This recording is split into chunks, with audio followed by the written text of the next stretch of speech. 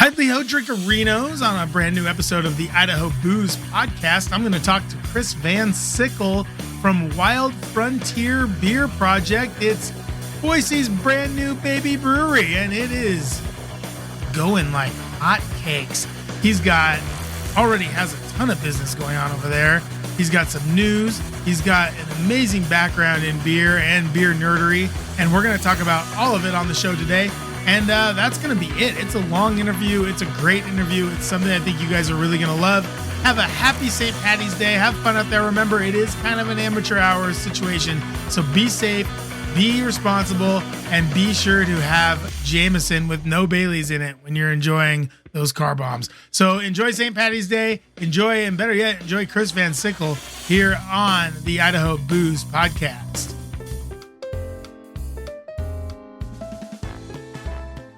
Welcome back to the Idaho Booze Podcast. I'm Steve Kuntz here on location at the beautiful Wild Frontier Beer Project here with Chris VanSickle. Chris, how are we doing today? Doing pretty great. A little tired after that grand opening weekend, but I'm getting better. Chris is the owner, operator, head brewer, chief bartender. Nah, I'm staying away from the bartending. I'm maybe chief janitor. Oh wow. That's a big job. Maintenance manager. I think that for sure. That's what we like to be called if we're doing it in the brew game. So Chris, we're here at your new project. This is Wild Frontier. This is in the old Mad Swede building, as far as I can tell. But you wouldn't know it from being inside it because you guys have done such an awesome job of renovating everything. Tell us about what went into all the look and charm and loveliness of your new spot. Yeah, it was. It took, I had a very specific vision in mind starting this, and it's been a lot of work, but we did basically everything we could possibly do to execute that vision.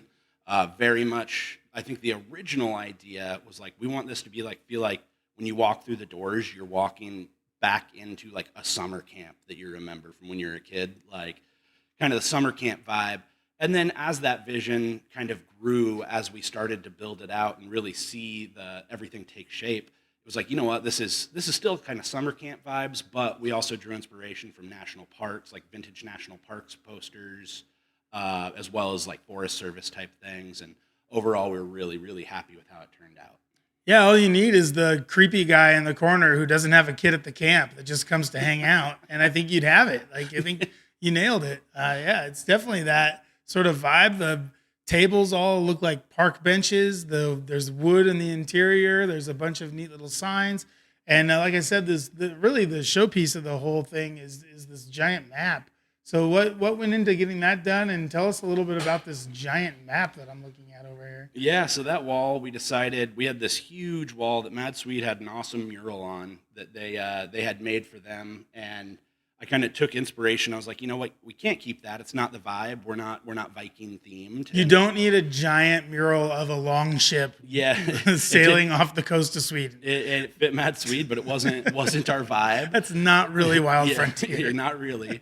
So when imagining what we could do in here, I had this idea of, I've lived all over the Northwest, and I love the Northwest. It's in my blood. Yeah. So I just decided, I was like, you know what? Let's show the whole Northwest on a map.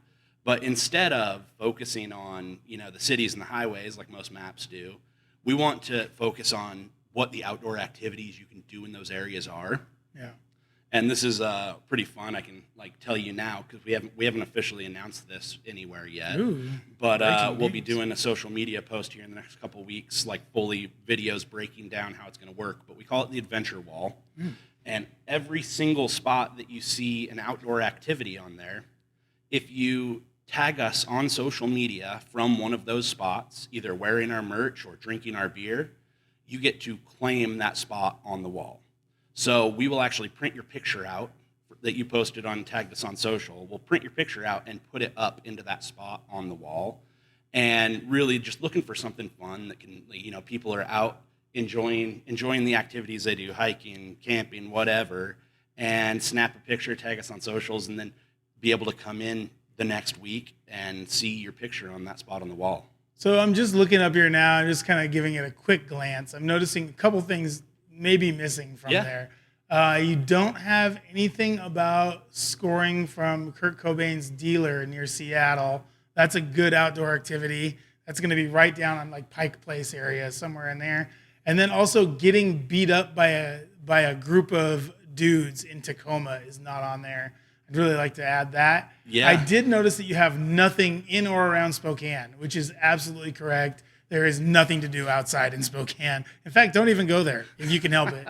But yeah, it's awesome. There's so many things that to do up there, and so many little dots and little buttons. I can't wait to explore that further. I think that's really cool. Yeah, and we're going to add more. You know, it's like you only have so much time and so many hours in the day. And the company that made that for us, Advanced Sign, they did an awesome job. But we still have some more areas that we want to add more of those badges to that you can claim. We're still missing a lot that we want to add, but that's part of the plan, is adding more of those. And as people ask us, hey, why isn't there one here? We'll start to add them to a list and try to keep adding to it. Yeah, well, as someone who's also from the Pacific Northwest, me mostly, I can really help you with that. Like, guys, I already gave you a couple of good ones. I grew up around Tacoma, so I could really help you out around there. I do like how there is only one power plug in all of Oregon. That does make sense. Yeah, that was could have capped that off, but actually have a couple uses for it, so didn't do that. No, it makes sense though. That part of Oregon, I think, only does have one power plug, so it works out. I think it looks great. That is such an awesome, just a nice centerpiece for the whole brewery. Really is cool. I think that's really neat, and that's neat how it's going to be interactive. That'll be a lot of fun. So we'll look forward to that social media post here in a couple weeks or so. So let's talk about. You say you're from the Pacific Northwest. You got it in your blood. Let's talk about that a little bit. Tell me about how you came to be here, how you came to have your own project, and where you sort of started and how it kind of grew from there. Yeah, so I was born in Oregon. I kind of lived all over Oregon.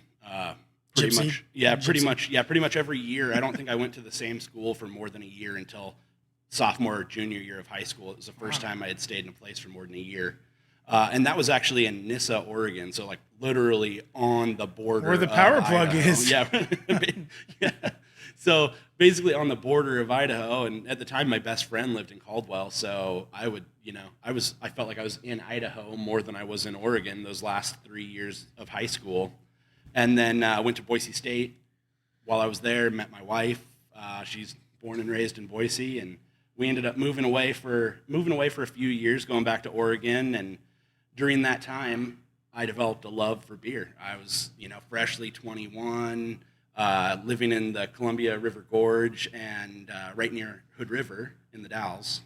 And in Hood River, you've got Double Mountain. You've got, at the time, Freem, I believe, just started up, or they were just about to start up. But Double Mountain was kind of like my, oh man, this beer stuff is, it's not just all Keystone Light. So it wasn't Deschutes or Ninkasi or any of the other breweries that are kind of famous over there. You found Double Mountain. Double Mountain was my go-to. I really like Double Mountain. Yeah. They used to be here. Yeah, they were great. I love them. It's been a while since I had them. Yeah, but I've actually got the tattoo on my forearm. That thing's huge. Yeah, of one of their. Does that say Saccharomyces? Yeah, well, yeah, it's a whole beer sleeve I've got going. Where kind of every time I have something happen in my career, I add to the beer sleeve. Oh man! But I've got one of their logos from one of their beers tattooed right on my forearm. So yeah, I decided. What's that beer called? That was Hop Lion. Hop Lion, that's right. Okay, that looks good. Yeah, so I decided one day, just especially 10 plus years ago, like everybody who liked beer, walking into the brewery and asking the brewer, hey, this looks fun. Can I work here? Hey, this looks like fun. So his answer. There's nothing dangerous back there, right? Yeah. His answer to me was, yeah, we could bring you on. What we'll do is we'll start you dishwashing in the kitchen, because the dishwasher is next in line to start washing kegs. Yep. So when the keg guy moves up, because the cellar guy gets an assistant brewer job, then you'll bump up the ladder each time that happens. And I'm counting the steps on the ladder, and I'm like, wow, that's like 6 steps to get to where I want to be. Yeah. That seems like that's going to take a real long time, and I didn't really want to wait that long. So I found out happened to see on the news one day that Skagit Valley College up in northern Washington was starting their first ever craft brew certificate program. Oh. And we saw that on the news, and my wife brought it up to me. And where's that, like Bellingham? It's just south of Bellingham in Mount Vernon. Mount Vernon, Yeah, okay. Mount Vernon. And my dad's whole side of the family is from Cedar-Woolley, Washington, which is like 20 minutes away right there. So I was like, you know what, I'll look into this real quick. And I gave them a call, and they said, well, we have 20 spots, all 20 are full, but we have one person we think that might drop out. More waiting for Chris. Well, they were like, but we have one spot, we think the guy might drop out. So Okay. like, if you want it, we need to know like right now.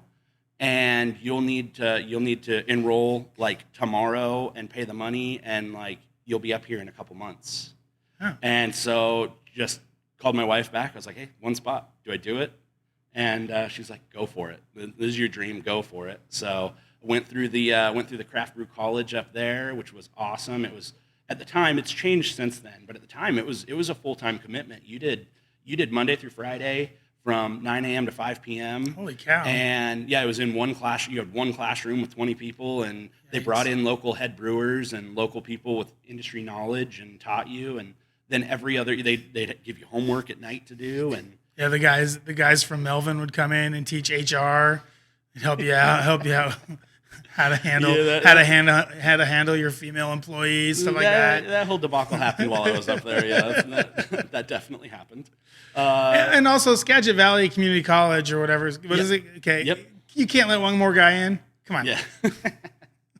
So and then the one cool thing about that program too was they actually had a little 1-barrel system in the building. So you would go through class Monday through Friday, then every other Saturday you'd get a brew day on that system. The longest final in the history of finals. Yeah. Having to wait 4 weeks for your beer to get done. Oh yeah. Oh, and it was so fun too because you'd brew golden ale, and then a single hop golden ale, and then the next week you'd brew a single hop golden ale, and the next week you'd brew a single hop golden ale. You have to get the nice expression. You want the expression of the single hop and the golden ale. They were just working on showing you how big of a difference one ingredient can make. And that's funny because when I started brewing, I brewed a pale ale first, and then I brewed an IPA, and then I brewed an Oktoberfest. I didn't do one, but I do love how you guys are pros. So you're learning what each and every ingredient does sort of on the molecular level or whatever at that point, right? Yeah, so it was a great experience. The teachers were great. They really got across like what we were getting into, I feel like. And then another good thing about that program was at the end of it,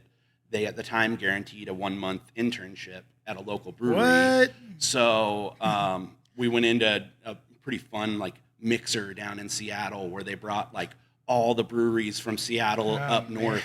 All the owners and head brewers came in and did a mixer with all the students, and like America's Got Talent. Yeah, man. and you got to try to see if you had a match with somebody. Oh my God! Was there a lock and key component to this? Was this like a Eyes Wide Shut situation? Like, I'm not going to get into the details. Oh, you're not allowed to? Yeah, I get it. But came out of that, and I was actually kind of shooting for Red Hook because at the time. Why not?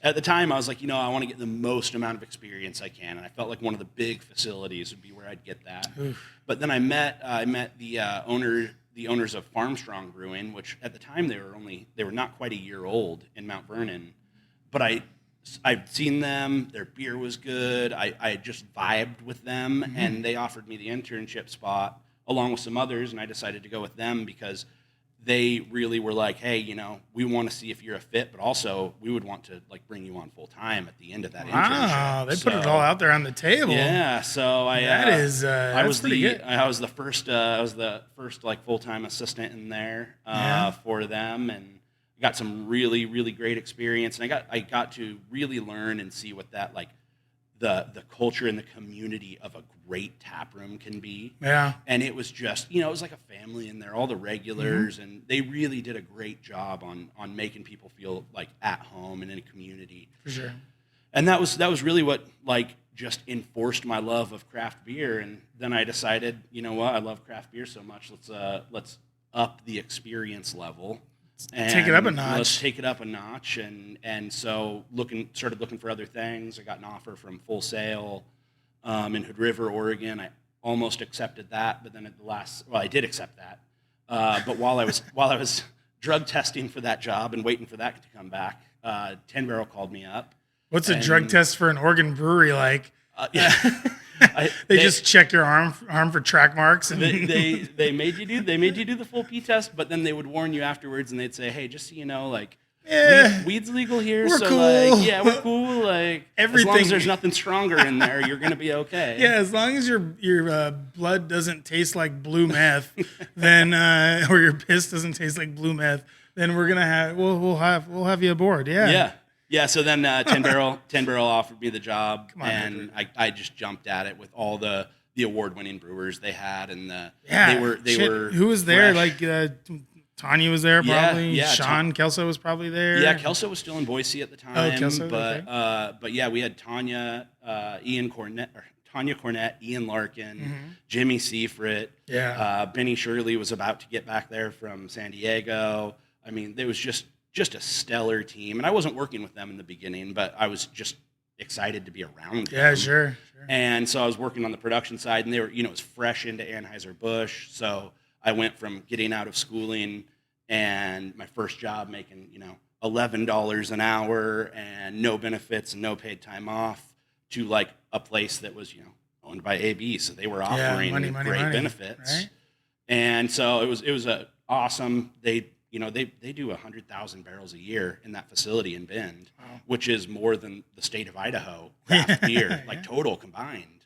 Sure. So yeah, I got to see in 1 week of experience there, brewing what a lot of breweries in the state of Idaho brew in a year. Well, like what I'm going to be brewing here in a year, I would brew that in a week there. Wow.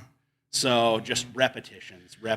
And was it all like 10 Barrel stuff, or were you doing other AB brands there as well? Yeah. At the time, it was all 10 Barrel stuff. Wow. Yeah, it was a lot. So that's a lot of Apocalypse. I didn't realize they were doing that much just with that brand. I thought that facility was also brewing stuff for other bud brands as well. So it was just 10 Barrel. No, it was just 10 Barrel at the time. Yeah. What would you say was the most popular beer, 10 Barrel beer amongst you guys? The brewers. Amongst the brewers, I don't think that it was ever necessarily any like the big distribution ones. No, that's why I'm asking. Yeah, it wasn't Apocalypse. No, it wasn't Apocalypse. Hey, Joe was like legitimately the better beer out of Joe and Apocalypse. Like Joe was born here. Yeah, I know. This is where Joe came from, and it was Sam before it was Joe. Yeah, shout out Kelso. I know Kelso's the man. Yeah. And that beer is the most copied IPA in the history of IPAs. Oh, seriously? There was not a brewer in the 2010s that did not do some version of that beer. There was some big boots to fill when I got the head brewer job in Boise. I mean, to mention those waiters. Like, I didn't directly follow Kelso. I followed Brian Agello, but Brian's a great guy as well. He just went back to the facility in Bend. Brian's a great guy. Yeah, he is. So you're at this point in the story. You are at 10 Barrel. You were working probably the midnight to 6 shift. Brewing Apocalypse like crazy, and Sinister, I imagine, was in there. I'm trying to think of the other like basic the Crush 10 Barrel brands. Yeah, Crush. Oh yeah, the cucumber. You're doing all four of your the face is just filled with cucumber. Yeah. You're hoping that the German Sparkle Party you guys packaged the day before doesn't blow up in your face. There's a lot happening right now at 10 Barrel. So what happens next? So I imagine you're working, you're toiling away. And then you're able to get this job in Boise, or did you have is there something in between? Yeah, kind of in between there. I got the opportunity to really start working with that team of those people I looked up to, where they had a little 3.5 barrel, just like tiny little pilot system that was kind of the outlet for those production brewers, where it's like, hey, you just got done making Apocalypse for the 20th time this week. Like, why don't you, go over on the 3.5 and brew something you want? We want you to love your job. Exactly. We want you to not have to go home and drink yourself to death with bourbon or whatever. So why don't you get your creativity out on this little 3.5 barrel thing? It's one of the things I genuinely feel like 10 Barrel was doing a really good job of at the time. Every single brewery should listen to this. You should all have that. Yep. Like, that is something every single brewery, if you're not able to brew like a half a batch or whatever, you should have a little pilot system so that some of these brewers can work out some things, because that is where the good beers come from, right? Oh yeah. And so many good beers came out of that little system, and I got my first shot at it, and I was just like raring to go. So I made a milk stout because I was like, man, I want something that's gonna sell. Oh wait, never mind. That's not Oh necessarily. yeah, a no, stout. milk stouts are huge. So, but You should have done a Hefeweizen. I was like, you know what? I'm not going to do an IPA because everybody else who goes over there does an IPA, and I'm not going to do a Pilsner because everybody is. If they're not doing the IPA, they're doing the Pilsner. So it's like, let's do something a little bit different. And so I made that beer, and that just like it's only sold in the 2 Bend pubs when you make it there, and it sold out. Like the 3.5 barrels sold out super quick, and so I convinced them with a little pestering to let me brew another batch. So it's probably like what, 5 kegs maybe? Yeah, like 5, 6. Yeah, 5 or 6 kegs. Yeah, 5 or 6 depending kegs. on if you did the milk stout, you'd probably get the full 6 kegs out of that. But if you do an IPA, it's gonna be like 4 or 5. Yep. So it sold out super quick. So then you convinced them to let you do it on the big system? I pestered them and convinced them to let me brew it on the 10-barrel system with Ian and Tanya over there. And I was just really angling for a chance to work with them more closely. And so I took that and I was like, you know what? If they're going to give me a shot to do this, I'm gonna like call all the people I know in all the towns in Oregon and start getting them to request to get this beer. Normally they don't get distributed. Those ones don't get wide distribution. But after a little bit of pestering from me and that I got to not only brew with them but get to know some people on the sales team. And then that 10-barrel batch sold out. So they're like, oh, okay, maybe this guy's got something. And they let me start, since I couldn't necessarily brew on the 3.5 all the time because everybody needs a shot, they let me start helping with recipe development for the other guys that weren't confident in it. So were you guys brewing 100,000 barrels a year on a 10-barrel system? No, so that's there's 3 systems there. There's the 50-barrel production system. That makes more there's sense. the 10-barrel Ian and Tanya like award-winning system. Yeah. And then there's a 3.5-barrel system. Okay. Yeah, that makes more sense. So yeah, it was. Then I got to work with them, and then that led into me getting a spot in the. I was still a production brewer, but I got to join in the weekly innovation meetings with that whole team. So that was really big for me as a brewer and my development. Every day you go in there, you learn so much from those people, and For sure. got to learn how to take criticism. Luckily, I took it well to begin with, but those meetings will just destroy your soul when you put out a beer. The first person they taste it and they go, oh, okay, well, what'd you use here? And the next person goes, I take the bitterness down 5%. Then the next person goes, what was pH on day 3 of fermentation? You got to know your stuff. Yeah. And then what are you gonna say? Like, just got torn apart. You're Yeah. just gonna be like, I don't know, Jimmy. I think it's fine, and I think that. And he's like, look, I don't even think this would get a bronze at GABF. Well, that's the thing is you get it goes around that whole table and you feel like you just got torn to shreds, Yeah. and then you get to the end like, yeah, that's a really good beer. Yeah, It's well, like, that's how you build muscle, right? Yeah. Like you have to break it down before it builds back up. Yeah. That's awesome. And maybe even as good of an education as brewing the single hop golden ale over there at Skagit Valley. Yeah. I mean, the just having Kelso, when Kelso was here, that whole thing went down. I was doing a blog. Yeah, I was writing a blog, and a lot of people were reading it. So I was doing all right. Oh no, I was doing newspaper column. That's what it was in Twin Falls. I don't know. Check out my resume. It's pretty weird. Anyway, so I had made friends with Kelso right before that 10-barrel got bought. Mm-hmm. And I'd made friends with him because I thought that Sam IPA was like the greatest thing I'd ever had in my whole life, and I wanted to be this guy's friend. So I just kept bugging him. I interviewed him for the column, and I interviewed him for my book and everything like that. And then after they got bought, I called him up, and he was really angry. He was like, "Oh yeah, you don't like me anymore because I'm like, no, man, dude, you're the best." Like I made him. He was I did awards, which is something that narcissists do, self-serving. And I did it all the time because that's kind of who I am. So he was Brewer of the Year, I think, twice in a row, or both times I did it, because of all the crazy shit he was doing over there at 10-barrel. And that's just such a weird thing that you guys. I mean, when you were at 10-barrel, those guys. It was such a great room and such an amazing room of brewers and of innovators and creators. And the whole time you're like run by the evil empire. So, but you guys, to me, like everyone I know that was over there says it was a mostly positive deal up until everybody got fired.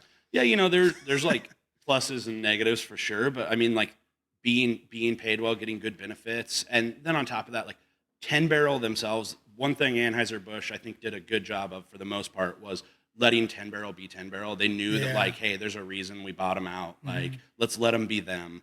And so the culture over there is great. And I still, to this day, love everyone who's at 10 Barrel. Who's like still everyone there. Associated. Yeah, even the ones that are still there. Yeah, there's not as many of them anymore. Because the Canadian weed people came in and cleaned house pretty quick, right? Yeah, which was unfortunate. That was the day that everybody got let go. I had to be. I was the one innovations team member. Actually, Brandon, who was in Portland, great guy. He was able to put in his resignation that day because him and I were the only ones left. He was able to put in his resignation that day, and I had to be talked off the ledge from doing the same thing. Yeah, and I talked to that team, and I was told by a few of them, hey, don't do it. Like, that's probably what they want from you. That's probably what they're looking for. Don't do it. And I said, okay, I'll stay and figure out what my plans are next. And that was the day that Wild Frontier, like, didn't have a name for it yet, didn't have a location, but that was the day I was decided, hey, I guess I'm going to do my own thing. Yeah. So you were part of the innovation team. Were you here brewing at that point? Yeah. Okay. I had been here for like, I want to say like 6 months to a year. Okay. When so you're that pretty sale new. happened. Pretty new then. Yeah. So what was it like going from working in Portland with all those guys where I'm sure Tanya just floats on air from place to place. Literally the only person in beer that I've like clammed up when I met her. Like I could not talk. Like it was insane. Yeah. I'm not like that. I'm pretty like not like nervous, especially around people that I admire. And just her, I was just like, I don't even know what to say to this person. Like, yeah. And Kelso was like, no, she's nice. Go talk to her. I'm like, no, I'm not doing it. So Tanya, I'm sorry we didn't get to talk, but thanks for coming to Boise. It was really nice to see you. That whole team is just like so great, and the cool thing about them too is, I mean, just like the sheer amount of awards they've won, it feels that it can be so intimidating to talk to them. Yeah. But like they're all so down to earth and so willing to share knowledge, and like they're not looking to hoard secrets for themselves. They're so open to, if people call them, if people stop by, like. And their new brewery, by the way, shout out to them, Up Liquids. That is, they're in Bend, and that is a bunch of that team all together in that same place. So have you been out there yet? I have. You have? Yeah, it's a sweet little Thanks spot. for the They're invite. making great beer. Yeah. Well, maybe next time, give your boy a call. You know, I could go out to Bend. I haven't been out there in a while. I'd love to check it out.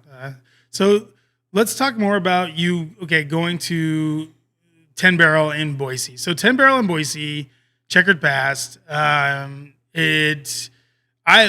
personally, I love it. I like the food. I like the beer. I love the bar. I love the set. The setup is awesome. The guy who runs it, I'm forgetting his name right now. Awesome dude.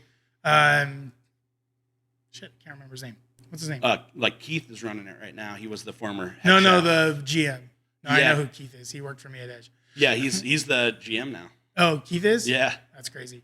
So good for you, Keith. Nice job. So basically, what was it like to go from being in this room filled with like all these like crazy talented brewers to then being kind of on your own out here in Boise? Because that's a kind of island gig, right? Like you're kind of by yourself. Yeah, that was a big deal. You know, it was like directly, kind of coming out of COVID. So we were already, I was already kind of used to not being around as many people.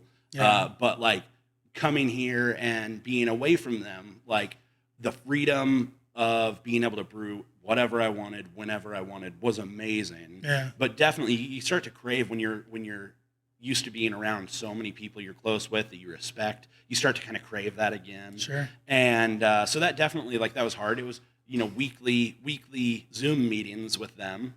Be able to call them whenever I wanted. But, yeah, because you were still on the innovation team, right? Yeah. So you were on the Zoom calls. But you weren't in the room anymore. I wasn't in the room anymore. But it was very, very, those meetings were still very beneficial to me. Still learned a ton. Still was able to call them. But yeah, it definitely was a different experience doing it. But, we had just, our son had, when I got the job here, when we moved here, I had just got off paternity leave. And so like I said, my wife was born and raised in Boise, and we had a 4-month-old son. And it's like, you know what? This is kind of the perfect opportunity. I get the job that I've been looking for. And then on top of that, we get to move close to her family, and the kiddo gets to be, a mile down the road from his grandparents. Yeah. And, yeah. So what are a few beers that you made over there that you're really proud of that you did while you were at 10 Barrel in Boise? Oh man. Because I think people do forget, like, people forget that it's there, I think. Yeah, I yeah. mean, they don't forget, like, it's there, but they forget that there's actually, like, a brewer in there doing, like, awesome Yeah. shit, right? Yeah, I think people are shocked when they hear that, I was brewing, I think I did year one, I think I did like 800 to 850 barrels Damn. in that.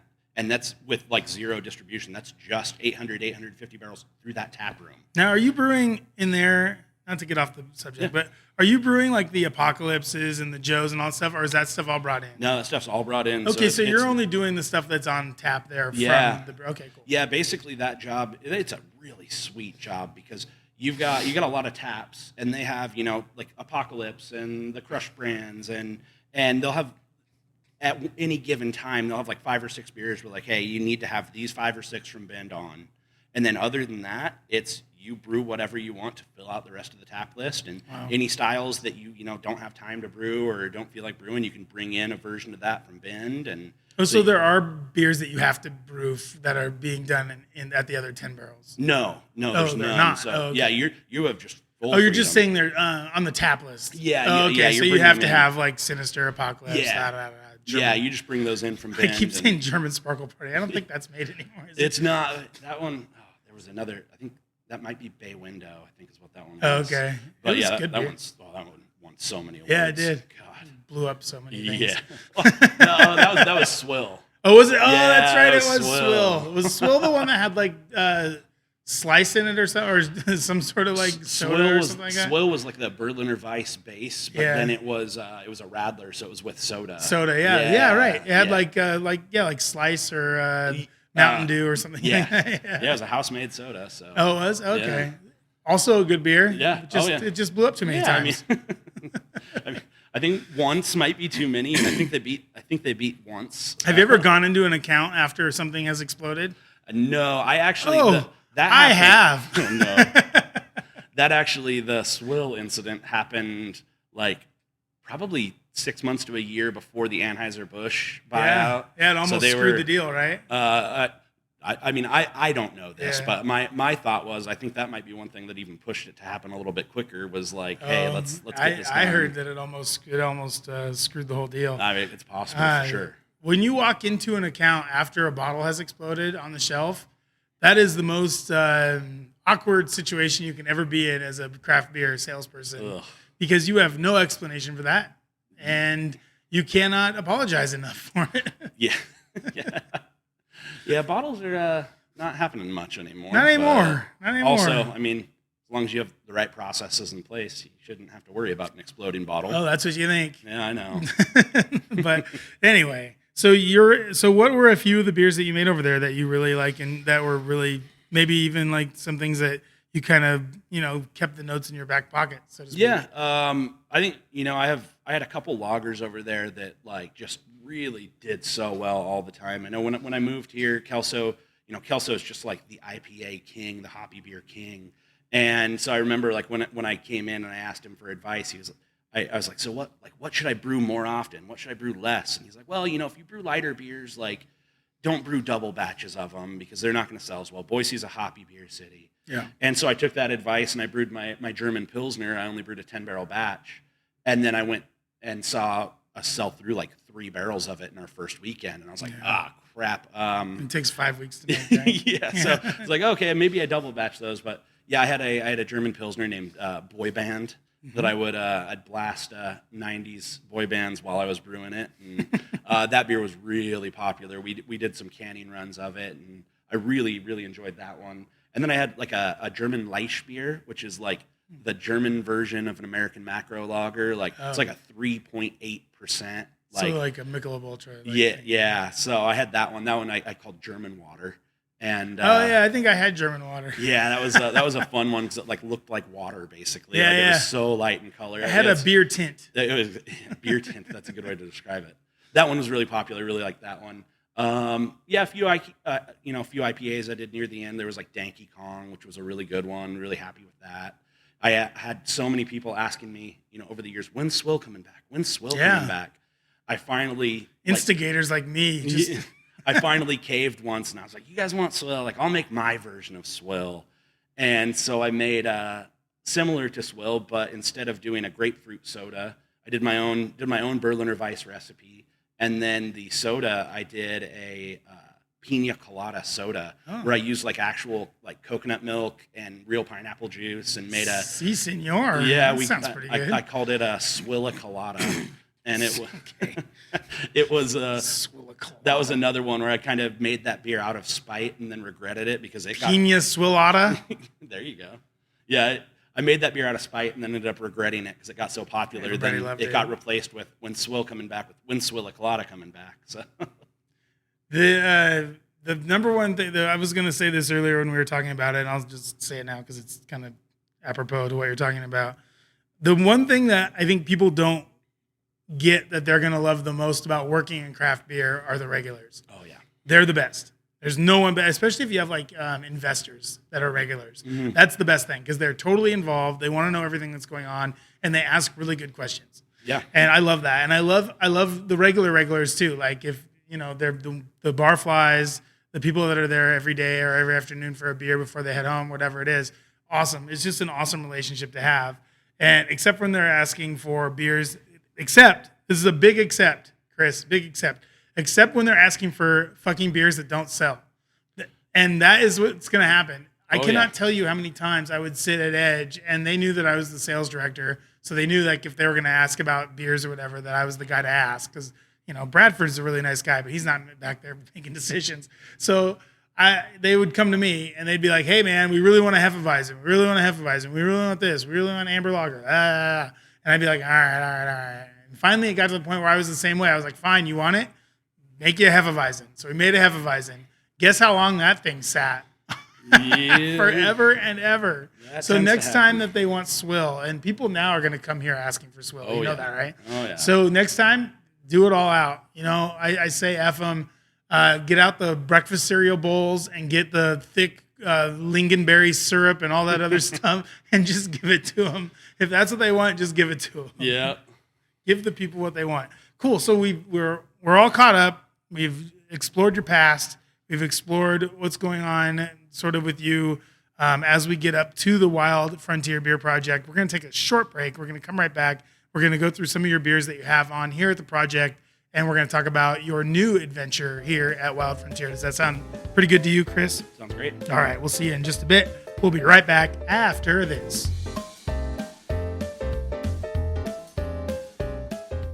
The show brought to you by Boise Beer Buddies. Cost of pints got you down? Be a buddy and join Idaho's premier club for saving big at the bar. You'll get discounts at just about every brewery in the state, plus a lot of your favorite craft beer bars, wineries, and specialty shops that sell your favorite brands. Use my promo code BOOZEPOD and get 2-for-1 cards when you visit BoiseBeerBuddies.com and sign up for your buddy card.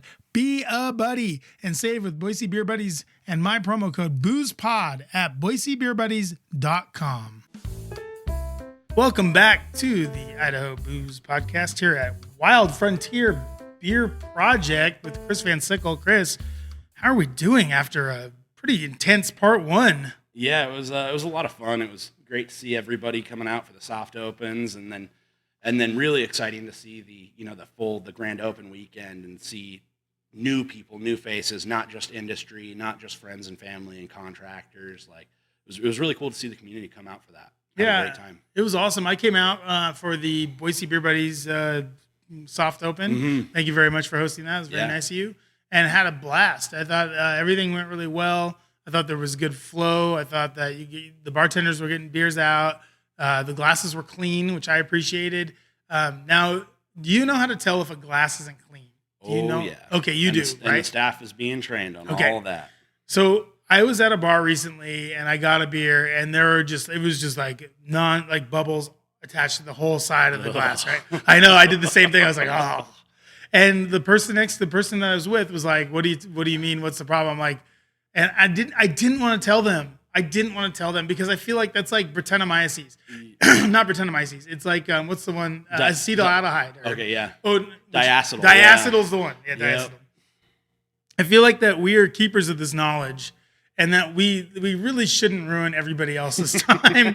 But at the same time, it was so gross. Yeah. It was so the way that you tell is, for those of you who don't know, is the bubbles on if the bubbles attach themselves, are sticking to the sides of the glass, then it's a dirty fucking glass. Yep. Ah.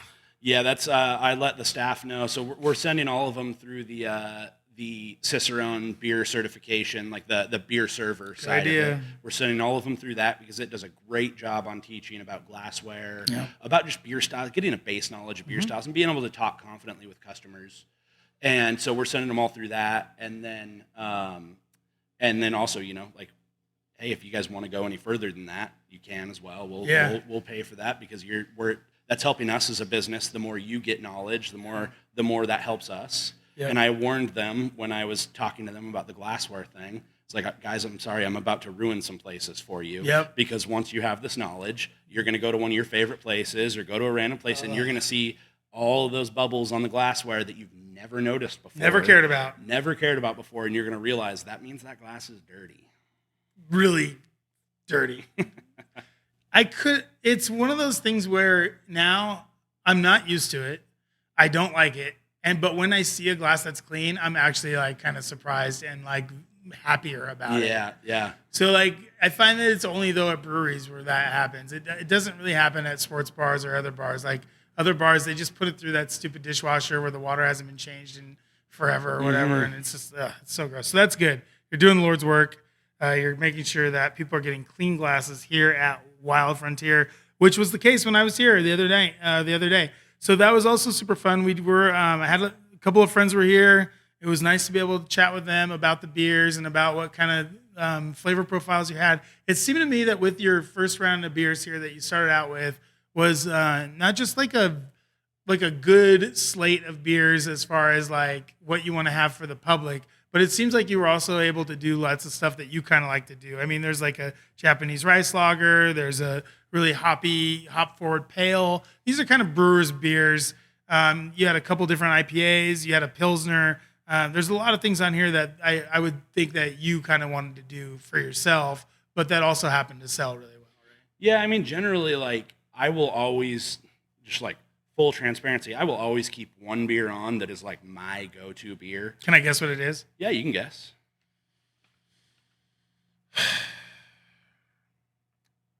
I think it's either Off Grid or Hikari. So actually, it's normally Camp Light, but it has actually kind of turned into Hikari at this point. Like, I'm drinking Hikari the most. So good. That was the first one I got. I'm really, really happy with how that one Let's talk about it. Yeah. Yeah, so it's super light. It's refreshing. But it has that little bit of like kind of gumminess that a rice lager should have. Like if you're thinking like, I think, is it Asahi is the rice lager or is it Sapporo? I can never remember. One of them's rice and one of them's not. I think it's Sapporo. So yeah. It's there's this sort of like kind of gumminess that you get from the rice, right? Like it's not really a flavor, it's more kind of like a mouthfeel thing. Yeah. So talk about Hikari and talk about like why you decided to do that one. Yeah, I've really been kind of nerding out over rice lagers for the past couple years. Yeah. I've just had this feeling in my gut that it could be the next style that like really pops. Yeah. Hokkaido, have you had that one? The one from up in Montana? I have not. Oh, it's great. Yeah, you should try give that a try. Yeah. So I've been nerding out over that for a while and really just trying to like refine because it's a hard beer to do right. Like if you like are really like high standards on exactly what you expect and you need beechwood aging first of all. Well, it's one of those beers that like head retention is a problem, color can be a problem. It's not always a great ferment. It can throw some sulfur. There is an acceptable amount of sulfur in a rice lager, but just trying not to get too much. Yeah, it's a lager. There's going to be some sulfur. Yeah, but I've just really been nerding out on it and trying to like kind of push it to its maximum as a style where I'm actually pushing into kind of a new style. There's a style in Japan that I think I might be the first brewer in the U.S. to have brewed the style here. All right. It's called Happoshu. And so it's like not actually like technically it's not even a beer over there. It's like it is a beer, but it's their way of getting around beer tax law. So they will do 51% rice or 51%, another adjunct, like a local adjunct, like, sweet potato or beets or whatever it is. Beechwood. Yeah. Doing 51% of their grist bill as that in order to avoid the beer tax law. Okay. So it's basically like a sparkling beverage. Yeah. So I brewed one of those, and that's like getting, most rice lagers are 20%, 15, 20% Yeah. rice. Yeah, it's not as much as you think. No, it's not that much, and it's hard to brew with. So I've been pushing and pushing. It gets and stuck. Yeah, you'll stick the mash and have a real bad brew day. Because it's like, it's not like, okay, it's not rice, right? It's like a rice, like flour rice. It's like smashed, right? Or something like that. Yeah, so it depends. So it depends. There are multiple different things you can do. So the Hikari uses flaked brown rice, puffed white rice, and rice syrup solids. Oof. So it's like, it's a lot of different rice. So for people out there that are listening that aren't home brewers, like the best way to get a stuck mash is to work with rye or wheat or these flake things. Yeah. Because the flake stuff, the water hits it and it blows up. It solidifies pretty quick. So if you have a 50% mash of this stuff, then it really can turn into like a goop pretty quick, right? Yeah, you have to be really careful. You have to supplement with, funnily enough, rice hulls. Yeah, the hulls from rice.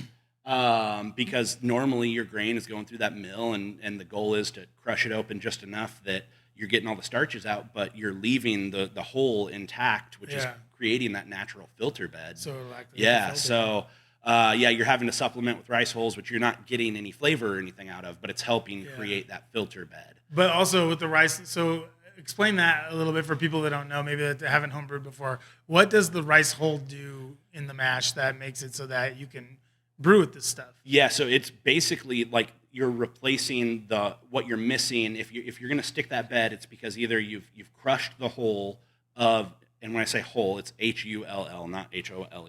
Yeah. Just for anybody not knowing. Or HUELL. It's not that either. Yeah. So it's so basically, if you have crushed those, or you're supplementing in your grist bill with things that don't naturally have a hole to them. You can use rice hulls, which will come just in a bag of just that's all it is. There's nothing else. It looks like an old-timey pillow, right? The bag. Yeah. It's like the outside of the rice kernel. Like, how would you like that gig? Like just separating dehusking rice and then putting the husks in a bag. I have no clue how they do that. The rice hull basically acts as a hole, like a grain hull, and it adheres itself to the protein, right? Well, so it's basically, at least that's the idea. You think of them as like little V's sitting in there, because when they're broken open, one side's open, the other side's still connected. Mm-hmm. So those are when you are lautering, you are creating your LAU. Yeah, LAUTER. Sorry, I'm getting nerdy on you here. No, you're good. You're good. When you're in a safe spot. You're in a safe place. Safe place. When you're doing that, think of all those little V's for each little rice hole in there, or all the different holes, and you're going V on top of V, but in like horizontal directions. Okay. This isn't what the podcast is normally about. Sorry, we don't guys. Talk a lot of holes, a lot of V on V's, but I like what we're getting into. I enjoy this conversation a lot. So yeah, basically what it does is it makes it so you have a filter down there in the grain bed, so you don't get stuck. And getting stuck is pretty much the worst thing that can happen, right? It's quickly how you turn a 6-hour brew day into a 12 or 14-hour brew day. Nothing worse. Luckily, you basically built yourself a little park here, so there's probably sleeping bags somewhere around here. So Hikari, awesome rice lager. This Hobushu thing, did you make it? Did you brew this? I brewed one at 10 Barrel. Okay. Yeah, I brewed one there, and this Hikari is kind of the in between of doing a Hobushu and doing just a regular rice lager. So just an extremely, it's like 40% rice in that. Nice. Okay, cool. And it's an awesome beer. It's I do think it has a little bit more color than I was expecting, and the flavor I didn't realize it was 5.7%. I thought it was more like 5. So yeah, it was a nice easy drinker and really nice and crisp and clean. Yeah, tasty beer. So all right, let's go up to the Pilsner. Everybody that I was hanging out with got the Pilsner first instead of the rice lager because they're pussies. And so I went with the rice. They went with the Pilsner. What's the difference between the Pilsner and the rice lager? So that Camp Light's a traditional German Pilsner. You're looking for, using those traditional German hops. You want that nice light body, easy drinking. But while it is easy drinking, it should have like just kind of a snappy bitterness to it. Not a lasting bitterness, but one that kind of hits you up front and then really just dries out the palate and goes away quickly. Let's just expound on that really quick for a lot of people out there listening that are brewing American-style Pilsners.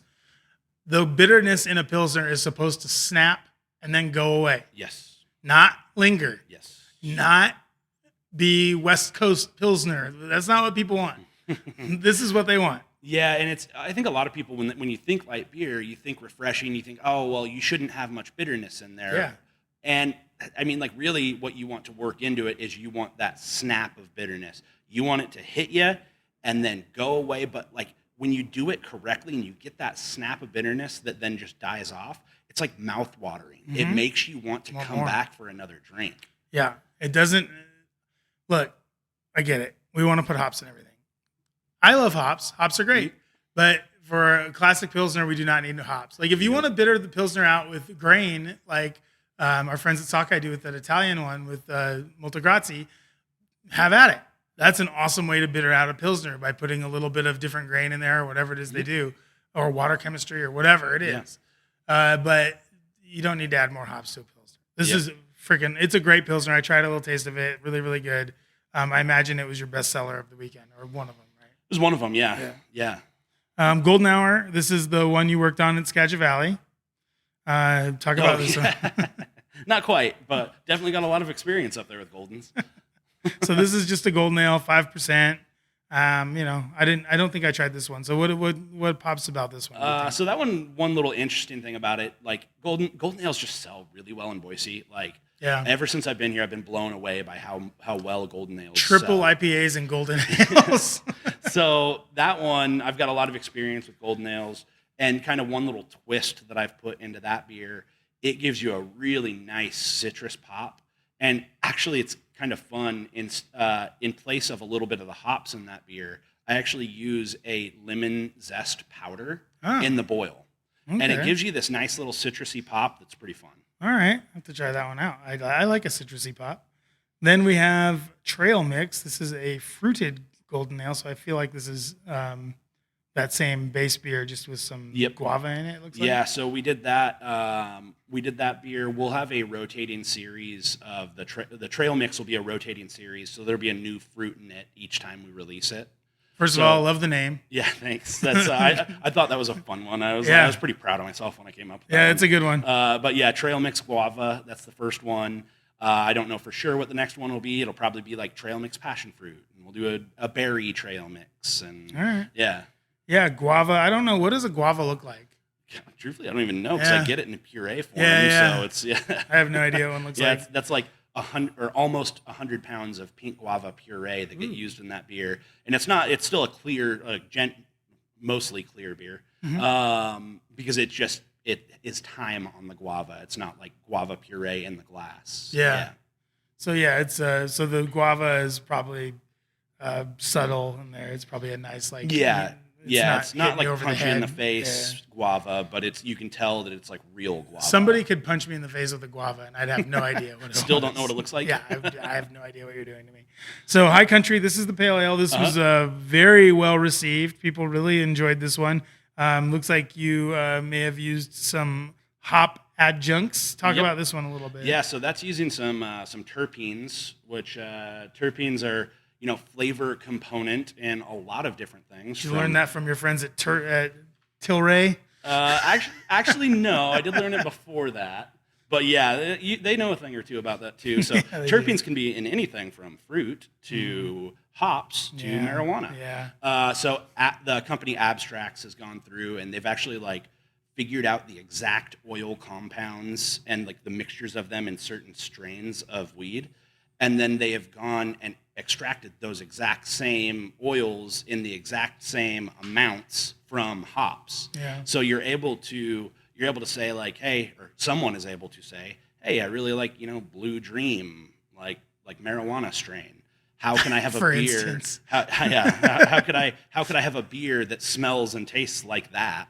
And you're able to get exactly that aroma from using only hops. This is where the old man in me comes out a little bit. I don't like the weed beer mix. I'm just not. It's just not for me.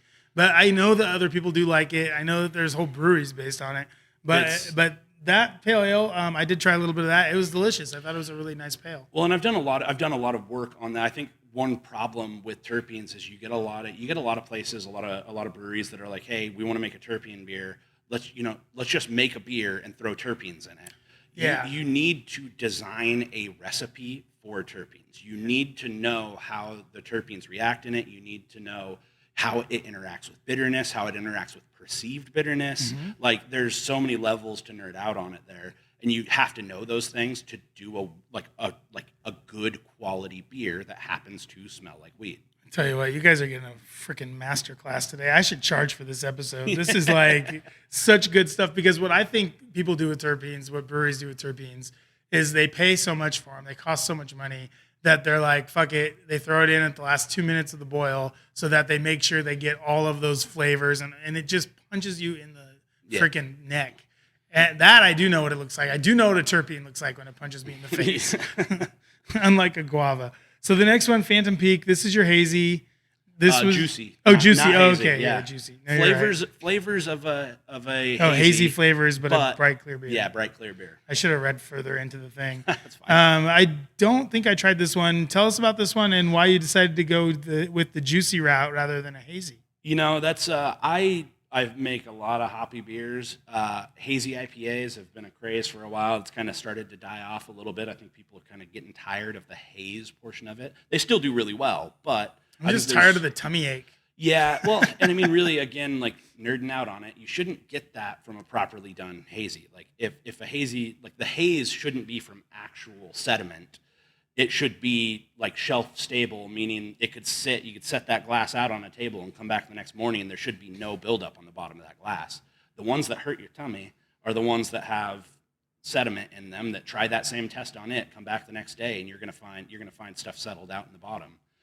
But for this beer, Phantom Peak, this is a juicy. So it's basically using a lot of the same methods as you would making a hazy IPA, but doing it in a clear beer. So really the focus there is on getting the most out of your hop flavor without getting a ton of bitterness. Like, not you can still have bitterness. You just don't want the old school like IPA, like IBU wars. Yeah. Like, it's, hey, let's focus on the flavor of it, not the bitterness. And these are like 25 IBUs, right? I would say this one's probably around like 35. But like perceived bitterness is pretty low for sure. There's a couple of places that are like, there's this Templin's Family Brewing down in Utah, the masters at this. Mm-hmm. They put so much flavor and just the right amount of bitterness into these beers, and they're like 15 IBU. It's insane. Yeah, and that one was extremely well received. That's been our number one beer. Like, that's the number one. Far. I'm gonna have to take a Phantom little Peak. taste of that before I go, because that sounds. That Beer Buddies Day. The Beer Buddies Day. We were open for 6 hours. We blew through. So we had like a little bit of a partial keg when we started. Mm-hmm. That blew in the first like half an hour. Then we went through 2 full half barrels in the 6 hours. It says a lot about the beer buddies. The beer buddies are getting after it. Good for you, beer buddies. Yeah, you didn't have to go anywhere afterwards. Come in and have a good time. Find the sleeping bag. There's a campfire around here somewhere. Yeah. Well, 2 things. I mean, one, I'm going to stop buying my hazy IPA at Walmart. Yeah. The Walmart brand hazy IPA, making my stomach hurt. Oh, it's no. not good. And 2, I don't know if you know this or not, but and I've told this story a couple times on the pod, but over at Edge, we actually invented the hazy IPA that's totally clear. Oh, yeah? I've told the story before. Everyone knows it. Everyone who was involved already knows it already. But yeah, I tasked my brewers with coming up with a hazy IPA for a summer beer one time, and they brewed the juiciest, clearest beer that I've ever had in my whole life. It was amazing. So next, Off Grid, this is the milk stout. I did try this. It's really nice. I like a good milk stout. Is this but this is like a dark stout base, right? It's not an oatmeal, is it? No, there is some oats in it, but it's not a huge amount. And that beer is very similar to the first beer that I ever brewed at 10 Barrel. I've had, so many iterations over the years of trying to perfect it, but yeah, it's one of my personal favorite beers to brew. I like having it on every once in a while. It's probably, once or twice a year that beer will be on. Okay. It's, a milk stout, but at the same time, like, I'm going for, this is kind of my style. I kind of go for drinkability on everything. Like, I'm not like ever looking to have somebody come in and be like, that's a great beer. I can't have another one. I'm always looking for whatever in that style guideline book, Yeah. you're looking at. It's like, what in this style guideline, how can I still make it that style, but make the most drinkable version of it? Yeah. So because of that, a lot of milk stouts can be like really like kind of overly sweet, or, seem like dessert. That beer is not that. It uses lactose. Milk stout should use lactose, but it's at a level that you don't come away feeling heavy. You don't feel like you don't feel like you need to brush your teeth afterwards because it's so sweet. Sweet. Like, yeah. So yeah, it's a beer that you can drink unless you're lactose intolerant. Then do Yeah, not then drink it. Then that's another Stay tummy away issue from you run into. or pop a Lactaid and then try it out.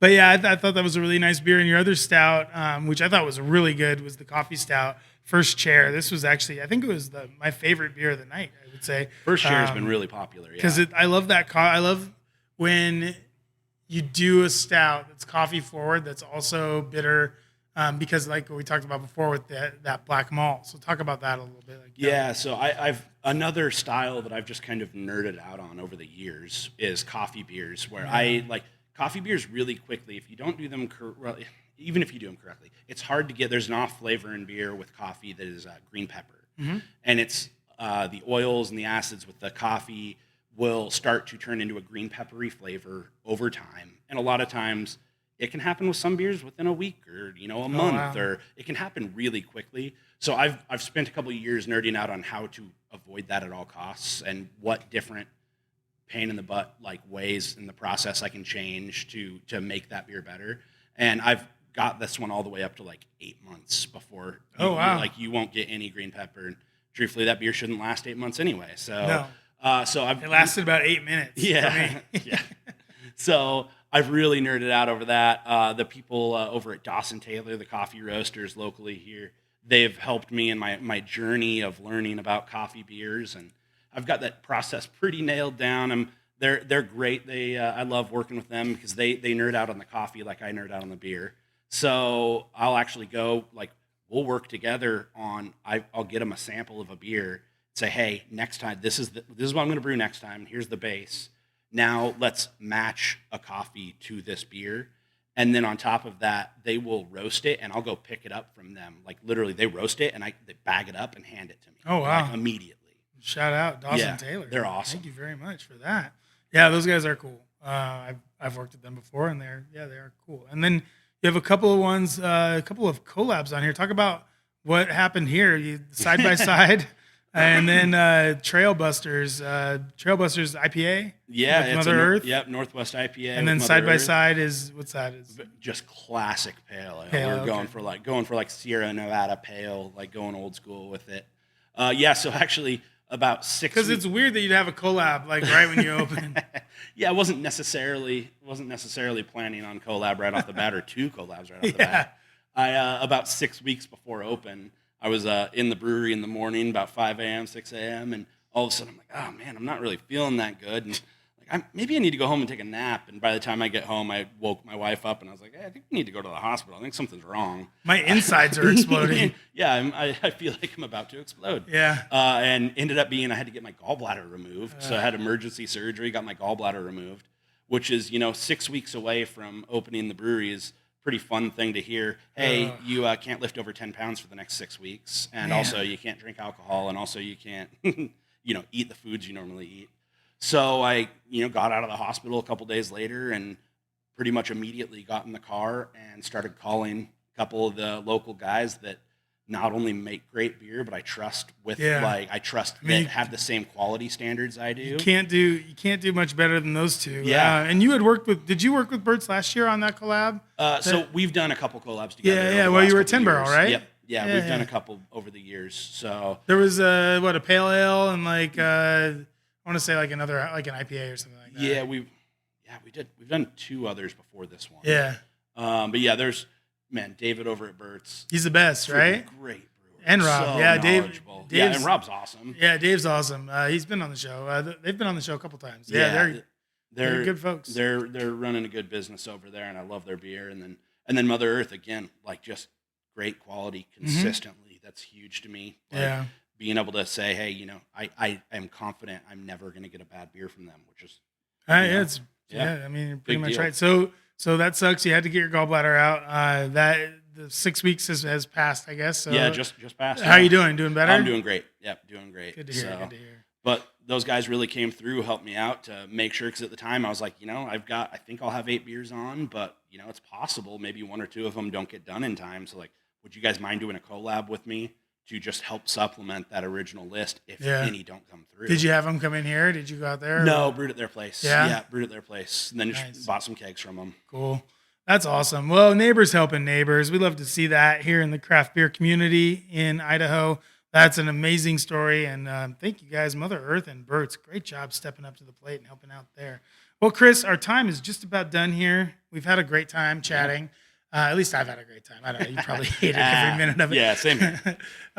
What would you like people to know about the place? Like maybe if they're on the fence about coming out, or maybe if they, if they've been burned too many times. Although the recent new breweries that have opened up have been really outstanding. So what would you tell people that maybe are on the fence about coming out here? Yeah, I mean, I would say when it comes to beer, like, you can trust me on this. I would sooner dump a batch than put anything out that I'm not 100% proud of. Mm-hmm. I have some, I would say, kind of extreme standards there where I kind of have people talking me down from dumping a beer that I'm like, I just don't like this, and they're like, that's not a reason to dump it. Like other people will like it just because you don't like your it. hand on the thing. You're just slowly, and like, someone's like, no. So quality wise, I can promise you this: you'll never get like off flavors. If you do, let me know, because that beer will be gone. I can attest to it. All the beers, I had probably tried 4 beers, maybe 5 when I was here the other night, and all of them, I mean, I liked all of them, but I do say this when I go to a new brewery is, I like these ones, but they need this or they're this, but I did not have it. There was nary enough flavor, nary any kind of anything that I would say about the beer. Like I thought the beer was all great. Like I thought it was all just really well done. So congrats on that. Yeah, I mean, thank you. And I was with like some of the pickiest like mother effers in the city, and I think they were upset. Honestly, I think they were upset because they didn't have anything to talk about. They didn't have any like little jabs or little things they could say. Like I think that they were upset about it. Well, I was happy about it. I would just challenge them to keep on coming in until they can jab at me and keep on buying my beer. That is ballsy. I love that. So there you have it, folks. Get on out here. When are you guys open anyway?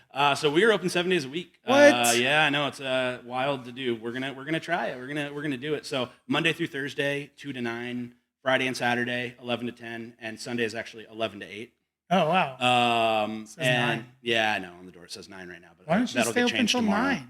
Sundays die off really early, and so it's like, you gotta get home and catch John Oliver anyway. Yeah. So we're gonna do that. That kind of happened. Like, decided to do that just from personal experience of the amount of times on a Monday or Tuesday I'd get done and I'd be like, you know what? I want to go stop by a brewery today and go somewhere and, they're closed. So put navigation into the next place. Oh, they're closed. And so eventually I just got to the point, I was like, you know what? Like, I feel like everywhere's closed. Like maybe if we could like get people to know, hey, we're the one place that's open. Yeah. Even if you're not a regular here and you're regular somewhere else, but you're looking for beer that day, you can come here. If you want to cheat on your regular brewery, come on out.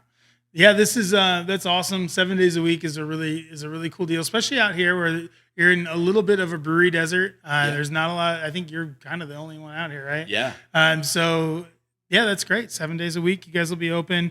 Really friendly and knowledgeable staff. They know all about the bubbles. I'm really looking forward to seeing what you do in the future here in the Idaho brewing community, Chris.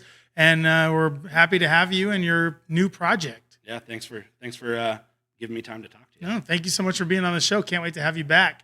So we're going to say goodbye to Chris. Goodbye, Chris. Bye. Thank you so much for being on the show. No problem. And we'll be right back with something fun right after this. This show brought to you by Trucks and Auto Auctions in Nampa. Car payments suck. They do.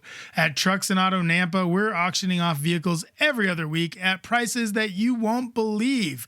Trucks and Auto Nampa gets its inventory from all over the Treasure Valley, including used cop cars, city vehicles, bank repos, and other vehicles that are ready and willing to be your next car, truck, or SUV. Sign up is free and auctions happen every other Thursday at trucksandautonampa.com. Get out of your car payment and into a great ride with Trucks and Auto Nampa today. Well, that's going to do it for today's show. Wasn't Chris great? I think he was amazing. Thanks so much to Chris VanSickle for being on the show. Thanks so much to you for listening. And if you own a business like a brewery or a winery or something like that, and you want to be on the show, get in touch with your boy. Email me at idahoboozepod@gmail.com. For Chris VanSickle, thank you so much for being on the show. I'm Steve Kuntz. Good day and happy St. Patrick's Day, everybody. Have a good time out there.